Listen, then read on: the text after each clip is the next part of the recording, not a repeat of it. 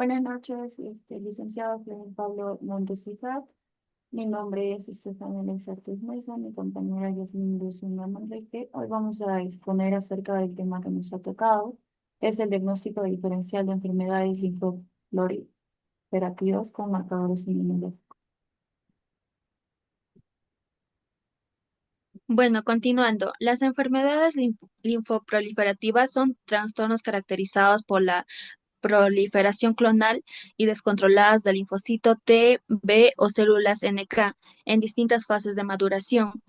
Estos incluyen lo que son entidades como linfomas o leucemias con manifestaciones clínicas diversas, dado que su comportamiento clínico varía desde formas indolentes hasta agresivas. Es fundamental un diagnóstico preciso, como la inmunofenotipicación mediante citometría de flujo o inmunohistoquímica. Siguiente, por favor. Eh, bueno, los marcadores inmunológicos revolucionaron el diagnóstico de enfermedades linfoproliferativas, ofreciendo precisión, reproducibilidad y sensibilidad en la caracterización celular. Su uso es crucial en la confirmación del linaje celular, detección de neoplasias específicas, valoración pronóstica, detección de enfermedades mínima residual y guía para terapia dirigida. Ahí vamos a ver lo que es la confirmación del linaje celular. La primera gran ventaja es la rápida confirmación del linaje celular gracias a marcadores específicos. Esto podemos determinar si la proliferación es de origen B, T o NK, lo que nos permite enfocar el diagnóstico de forma mucho más eficiente. También tenemos lo que es la detección de neoplasias específicas. Además de identificar el linaje, podemos detectar neoplasias específicas gracias a perfiles inmunofenotípicos característicos. Por ejemplo, la presencia del CD10 y BCL2 nos indica que es un linfoma folicular. Siguiente, por favor. En el valor pronóstico y detección de EMR, la información que vamos ahí obtener no solo sirve para el diagnóstico, sino también para la prognosis. Ahí vamos a ver ciertos marcadores como la CD38 y la SAP70 en la leucemia linfocítica crónica. Estos se asocian a un peor pronóstico. Además, la citometría de flujo es esencial para detectar la enfermedad mínima residual después del tratamiento, lo que esto nos va a ayudar a monitorizar la respuesta y ajustar la terapia si es necesario. Siguiente, por favor.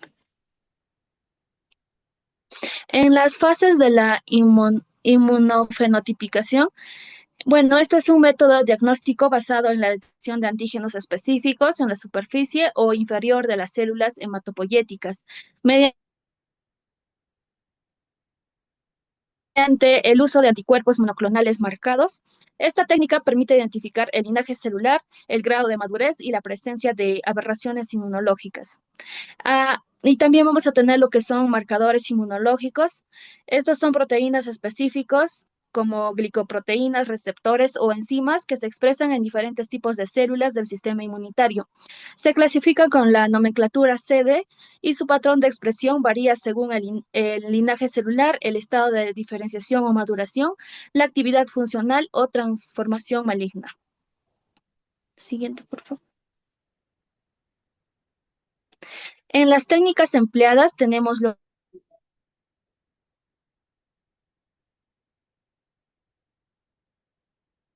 que es la citometría de flujo. Esto es como sangre, médula ósea, líquidos corporales. Las células se marcan con anticuerpos fluorocromados y al pasar por un láser se detectan los patrones de fluorescencia. Las ventajas es que este va a detectar lo que son poblaciones anormales y alta sensibilidad y especificidad, evalúa simultáneamente lo que son múltiples antígenos y en las limitaciones vamos a tener lo que esto va a requerir lo que son muestras frescas y variables, no muestra la arquitectura tisular, menos útil en tejidos sólidos ni sin disociar. Siguiente, por favor. En la inmunohistoquímica, bueno, esto se aplica sobre cortes histológicos como son las biopsias de ganglio, médula ósea. etcétera. Bueno, los anticuerpos se revelan con cromógenos mostrando el antígeno en su localización celular y como ventajas tenemos lo que es, esto se va a identificar lo que son patrones foliculares, difusos o paracorticales. También es útil en tumores sólidos, linfoides y también tiene una correlación directa con morfología. En las limitaciones tenemos lo que es número limitado de marcadores por muestras, evaluación más subjetiva, menor capacidad para evaluar múltiples parámetros simultáneos y ambas técnicas se completan en su uso conjunto que mejora la precisión diagnóstica. Siguiente, por favor. En la clasificación de enfermedades linfoproliferativas, estas enfermedades se agrupan de acuerdo con el linaje celular implicado, como ya les mencioné, el linfocito B, T o NK. La maduración celular puede ser aguda o crónica y su comportamiento clínico y su clasificación actúa según las direcciones de la OMS. Ahí vamos a ver lo que son las linfomas del linfocito T, que esto va, bueno, que estos constituyen aproximadamente el 10 a 15% de los linfomas. Son más heterogéneas y dificultades de diagnosticar. Como ejemplos tenemos al linfocito T periférico no especificado, al linfoma anaplásico de células grandes, el linfoma angioinmunoblástico de células T y las leucemias linfocíticas agudas y crónicas. Ahí vamos a ver lo que es la leucemia linfoblástica aguda B, la leucemia linfoblástica aguda T y la leucemia linfocítica crónica. También vamos a ver lo que son los trastornos linfoides, índoles y agresivos, que van a haber dos trastornos, que es el trastorno índoles, que ahí va a ser el crecimiento lento. Vamos a ver pacientes asintomáticos por año, como la leucemia linfocítica crónica, que esto es un manejo expectante o que va a ser terapias leves. También tenemos lo que es el trastorno agresivo. Eh, Ahí vamos a ver lo que es la progresión rápida, síntomas del B frecuentes. También vamos a ver lo que es fiebre, su duración nocturna. En las linfomas del célula B, bueno, estos se representan aproximadamente el 85% de todos los linfomas y se subdividen en cuatro, lo que son linfomas índoles, como el linfoma folicular, ahí vamos a ver el CD10 y el BCL2 positivo, y los linfomas agresivos, como el linfoma difuso del célula B grandes, linfoma del manto, marcador clave es la ciclina D1, además del CD5 positivo, pero el CD23 negativo. También vamos a ver lo que son las linfomas de la zona marginal mal relacionado con infecciones crónicas. Siguiente. Bueno, vamos a empezar con lo que son los principales marcadores inmunológicos utilizados que normalmente son conocidos. En caso de los linfocitos B, vamos a encontrar lo que es el CD19 y el CD20. En linfocitos C vamos a obtener el CD3, CD4 y CD8. En lo que es la técnica, como técnicas básicas que hemos estado explicando, vamos a utilizar tres principales: la citometría de flujo, la inmunohistoquímica y como sumatorio la inmunofluorescencia. En caso de si es que se detecta para la CD19 y para la CD20, en citometría de flujo sí se detecta, también se detecta en la inmunohistoquímica y en la inmunofluorescencia, si queremos hacer un procedimiento un poco más avanzado, pues va a ser opcional si es que deseamos o no utilizar este método. En caso de lo que es CD3, CD4 y CD8, vamos a obtener que en citometría de flujo sí va a detectar estos marcadores. También la inmunohistoquímica y inmunofluorescencia de igual manera va a ser opcional. En caso en nuestro tipo de muestra en citometría de flujo, como usted ha explicado, se va a utilizar lo que es la sangre periférica y lo que es la médula ósea. En caso de la inmunohistoquímica, vamos a utilizar biopsias, ya sea de ganglios o de médula. Y en la inmunofluorescencia vamos a utilizar lo que son los tejidos o extendidos celulares. En caso de lo que es la aplicación clínica principal, en citometría de flujo vamos a hacer inmunodeficiencias o leucemias o VIH, lo que se está explicando. En inmunohistoquímica vamos a aplicar con linfomas o clasificaciones tumorales. En inmunofluorescencia, investigación o confirmación de hallazgos. Continuando con nuestros principales marcadores inmunológicos, vamos a ver que en nuestra leucemia linfocítica crónica habíamos visualizado dos marcadores principales, la CD5, la CD23. Y en caso de nuestro linfoma folicular, vamos a encontrar lo que es la CD10 y la BCL6. En nuestra enfermedad se va a marcar como que inmunológicos en las leucemias, el CD5, los marcadores CD5, CD23, CD19, CD20, débil. En lo que es el linfoma folicular, se va a visualizar el CD10, el BCL6, el CD20. Y en lo que es nuestros procedimientos, en caso de la leucemia, vamos a utilizar nuestra citometría de flujo y en caso del linfoma vamos a utilizar lo que es la inmunohistoquímica o citometría. Esto más lo utilizamos como un diagnóstico y para poder realizar un monitoreo dependiendo en qué etapa se encuentra. Y en ambos casos es la misma situación. O también la clasificación histológica que se le debe hacer en caso del linfoma folicular. Bueno, en caso del linfoma de Hodgkin, los marcadores son CD15 y CD30. En linfoblastos, el TDT y el CD34. En lo que es el linfoma de Hodgkin, vamos a ver que nuestros marcadores, como bien les estaba diciendo, CD15 y CD30. Nuestra técnica diagnóstica nos va a hacer, nos va a ayudar bastante la inmunohistoquímica. Y nuestra principal aplicación pues va a ser para poder hacer el diagnóstico y la confirmación histológica. En lo que son los linfoblastos, vamos a utilizar la técnica de citometría de flujo o la inmunohistoquímica. Y esto de igual forma también nos va a ayudar para nuestro diagnóstico y la clasificación de la leucemia. Bueno, en lo que son las enfermedades y su inmunofenotipo y característico, vamos a ver que el marcador CD19 vamos a tener un tipo de célula que va a ser los linfocitos B. Su función o significado va a ser identificar o ayudar a identificar células del linaje de maduras o precoces, perdón. En lo que es la aplicación clínica, se va a dar lo que es nuestro diagnóstico y nuestro seguimiento del tipo de leucemia con el que estamos tratando y linfomas B. En caso de la CD34, nuestro tipo de célula, vamos a ver células progenitoras hematopoyéticas inmaduras. Su función va a ser marcar las células madre y precursoras indiferenciadas. En caso de su aplicación clínica, nos va a ayudar para un diagnóstico de nuestra leucemia aguda y hacer la evaluación de madurez celular o para poder realizar nuestros trasplantes hematopoyéticos. ¿Cómo se usan ambos? En caso de la CD19, nos indican nuestras células del linaje B.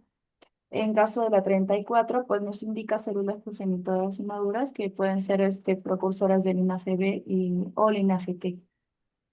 Normalmente nos ayuda para determinar el linaje T, se usan otros marcadores como por ejemplo el CD3.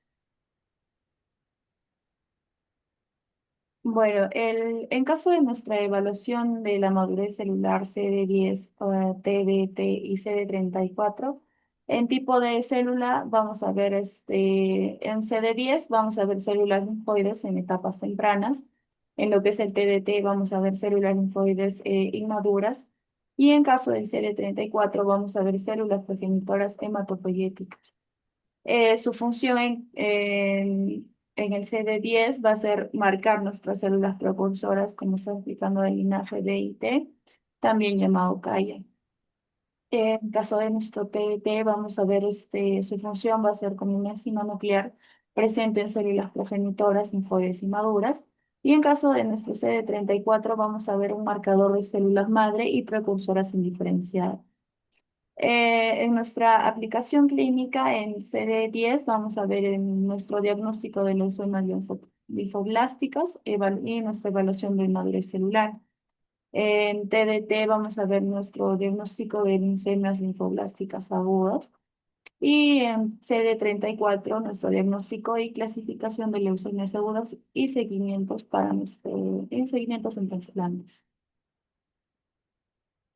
Bueno, en caso de nuestra relación de morfología y clínica, en la morfología se ha habido una observación que se visualiza o nos ayuda a diferenciar microscópicamente a las células, ya sea por su tamaño, núcleo, cromatina, nucleolo o citoplasma.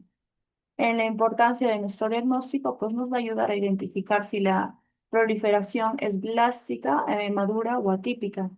Un ejemplo es, tenemos lo que son linfocitos pequeños con núcleos en caso de lo que sugieren en nuestras leucemias, cuando se combinan con inmunofenotipos de CD19, CD5 y CD23. En caso de lo que es la clínica, vamos a ver la edad del paciente, aparición de síntomas, localización, afectación de médula o sangre o síntomas de la importancia de hacer que nos va a ayudar o nos va a orientar a nuestro diagnóstico y una posible sospecha clínica. Un ejemplo sería que un paciente mayor con linfocitosis crónica y síntomas B con inmunofenotipos de CD19, CD5, CD23, que nos sugiere una leucemia. La correlación, vamos a ver que nos va a dar un tipo de integración de inmunofenotipos con morfología y datos clínicos. En nuestra importancia, pues nos va a tratar de ayudar a evitar diagnósticos erróneos o sobreinterpretaciones, ya sea, por ejemplo, la hiperplasia linfoide reactiva versus en un linfoma. Un ejemplo sería que nuestra población del CD10, BCL2, BCL6 con arquitectura folicular o ganglio correlaciona con un linfoma folicular. Bueno, acá vamos a visualizar un tipo de nuestra aplicación de paneles específicos según nuestra sospecha clínica. Ya se les estaba explicando que este tipo de aplicaciones nos ayuda a diferenciar mayormente en leucemias o para poder dar un diagnóstico más preciso. Vamos a ver ejemplos de leucemias linfoblásticas agudas, linfocíticas crónicas, leucemias linfocíticas crónicas, linfoma del manto, linfoma folicular, linfoma de Hodgkin, el clásico, linfoma T periférico y el síndrome de Sézary o micosis fungoide. Ahí nos va a indicar lo que son los indicadores, por ejemplo, CD19, el más común de estos, el CD3 también, el CD4. Bueno, para nuestro caso clínico hemos evidenciado dos casos clínicos. Nuestro primer caso clínico va a ser que nuestro paciente hombre de 65 años con adenopatías cervicales, fatiga y esplenomegalia, su hemograma se va a visualizar linfocitosis con células pequeñas y maduras. Como se les explicó antes, pues va a ser una característica muy importante que vamos a tener en cuenta para poder hacer ya sea el diagnóstico o su seguimiento. En lo que es en los hallazgos, vamos a ver que se ha realizado una biopsia del ganglio linfático, que se ha infiltrado difuso de células pequeñas. También se le va a realizar nuestra citometría de flujo, que es inmunofenotipo de células linfocíticas. Se va a visualizar la CD19, CD20, CD5, CD23, FMC7, CD10 y ciclin D1. Nuestro diagnóstico diferencial va a ser que nuestro linfoma de células B, por ejemplo, es un linfoma folicular, como se les ha clasificado antes, se les ha mostrado cómo se puede diferenciar. Después vamos a ver que también nos arroja un posible diagnóstico de una leucemia linfocítica crónica. En lo que es la interpretación, pues la expresión de CD5 y CD23 nos da un resultado positivo con un FMC7 negativa, que es típica de la leucemia con la que estábamos tratando, linfocítica crónica. Después vamos a visualizar que tenemos linfomas B como el linfoma folicular, suelen ser el CD10 y el CD5. Y ahí vamos un poquito más concretando con nuestro diagnóstico, con las características evidenciadas. Y pues como conclusión vamos a verificar que nuestro diagnóstico es compatible con una leucemia linfocítica crónica, pero en un total sería un linfoma de células B versus leucemia linfocítica crónica. Bueno, para proseguir en nuestro caso clínico 2, vamos a ver que nuestra paciente es una mujer de 25 años con linfadenopatía mediastinales. Presenta fiebre, una sudoración nocturna, un recuento leucocitario elevado con linfoblastos y sangre periférica. Bueno, nuestros hallazgos van a ser una biopsia, se realiza una biopsia ganglionar, que va a haber un infiltrado de células linfoides inmaduras, una característica importante que nos ayuda también para nuestra interpretación. Se va a ver que al realizarse la citometría de flujo vamos a visualizar el marcador CD3, CD7, CD1A, CD4, CD8, TDT, CD34 y MPO. Para nuestro diagnóstico diferencial, vamos a encontrar que hay linfoma T periférico y nos arroja una posible leucemia T linfoblástica aguda. Para nuestro diagnóstico nuestra interpretación va a ser que nuestro TDT nos está indicando, o sea, una positividad y nos da o nos arroja un dato de inmadurez característico de leucemia linfoblástica, es una inmadurez celular. En caso de después de los linfocitos T maduros son TDT negativos. En conclusión, nuestro diagnóstico es más compatible y más cercano es con una leucemia T linfoblástica aguda. En este caso se ha hecho un tipo de linfoma de células T versus nuestra leucemia T linfoblástica. Gracias por su atención.